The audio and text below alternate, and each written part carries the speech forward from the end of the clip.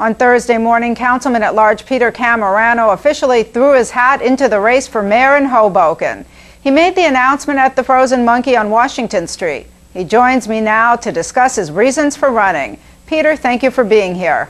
Thank you, Sherry. It's always a pleasure. Now tell me, Peter, what are your reasons for running? I'm declaring my candidacy for mayor of the city of Hoboken for two reasons primarily. One is to lower taxes, get the budget under control, and also to bring real change to the city of Hoboken. When I say I intend to lower taxes, what I mean is to take a hard look at every line item in the budget, line by line, find efficiencies where we can, consolidate services where we can, cut things where we can, without jeopardizing the provision of services, certainly without jeopardizing public safety, but providing a more efficient budget, providing honest, responsible, and balanced budgets on an annual basis.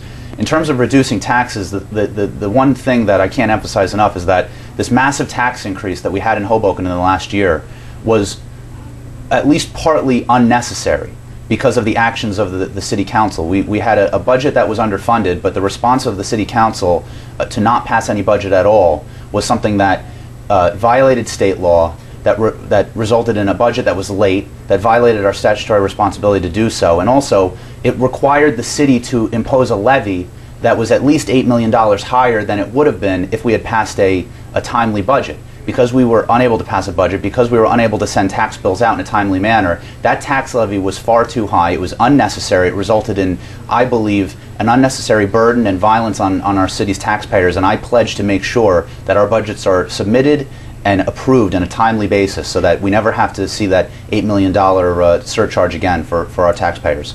In terms of the change that I want to see in the city of Hoboken, politically and culturally, what I intend to do is run a campaign and hopefully run a government that is no longer using as a tactic or as a strategy the pitting of old Hoboken versus new Hoboken. That's something that you've seen time and time again, year in and year out. Campaigns are always waged with an idea of driving a wedge between old Hoboken, people who are born and raised there, and new Hoboken, people who are not born and raised there. And I think that is a divisive tactic. I think that it is wrong. I find it morally abhorrent.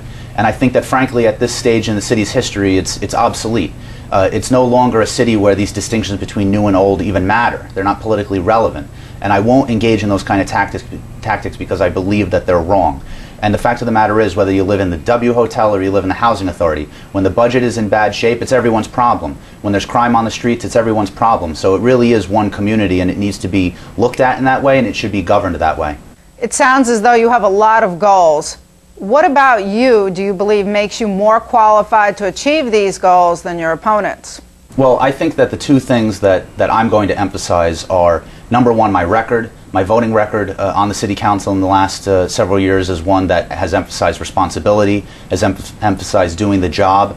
For instance, on the budget last year, when we had a choice on whether or not to pass a budget that included a 7% tax increase, which would have been relatively minor. Obviously, it would have been better to have no tax increase at all. But when we had an opportunity to pass a 7% tax increase, avoid a state takeover, that was something that I argued forcefully to do. My opponents in this race all voted no, all voted to turn down that budget, turn down that 7% tax increase, and provoke a state takeover, which I think was the height of irresponsibility and an abdication of their responsibility under the law to pass that budget. So it's my record on that issue and in a lot of other issues. But secondly, it's my background as a lawyer, as somebody who has worked on numerous campaigns, worked in government, interned on Capitol Hill, worked in the state legislature, have been involved in government in a hands-on way literally since I got out of college. And more particularly, my background as both an election lawyer and a labor and employment lawyer. As a labor and employment lawyer, most especially, that has provided me the kind of experience to solve the problems that we're dealing with when we talk about a budget crisis. When you're looking at the budget, not just in Hoboken, but really any municipality, what are the things that result in the largest expenditures that you have to pay closest attention to? You're talking about collective bargaining agreements between the municipality and the labor unions that represent our municipal employees. You're talking about the hiring and firing of employees and the charges that can be incurred from that. You're talking about litigation that largely results in a labor and employment context. These are things that I've done on a day-to-day basis in addition to being a city council person, and they've provided me the kind of hands-on experience that I need, I think, to effectively govern the city. And finally, what would you do to make sure the views of all of the people of Hoboken are included? Well, that's sort of part and parcel of my idea that there is no such thing as New Hoboken versus Old Hoboken. I believe that it's one community. I think that it's not just one city of a mile square and 40,000 some odd residents. It is a single community. It is a common endeavor. It is a shared fate. And because I recognize that, I'm willing to listen to and work with and hopefully incorporate into the governing body and into the administration people from all walks of life, people from all different perspectives, and that's something that I think would behoove anybody who's going to become the next mayor is to govern in that kind of inclusive fashion with no emphasis, as there has been historically, on so-called old versus so-called new Hoboken. Thank you for being here, Peter. Thank you, Sherry. Always a pleasure.